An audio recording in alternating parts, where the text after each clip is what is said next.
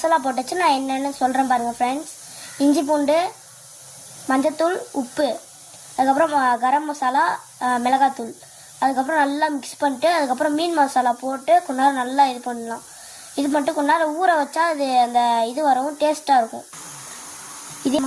இதே மாதிரி தான் நாங்கள் முதலையும் செஞ்சோம். இந்த அன்னை மீன் மசாலா வந்து இந்த உங்கள் ஊரில் கிடச்சா நல்லா இது பண்ணுங்கள். இது ரொம்ப டேஸ்ட்டாக இருக்குது. இந்த உங்களுக்கு இதுக்கு நல்லா இது. வாங்க ஃப்ரெண்ட்ஸ் பொரிக்கலாம்.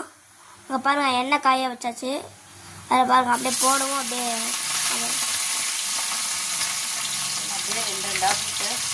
ரெண்டு ரெண்டாக போட்டு அப்படியே கொஞ்சம் பொரிச்சு வைக்கணும். மொத்தமாக போட்டால் அப்படியே கொதன்னு ஆகிடும்.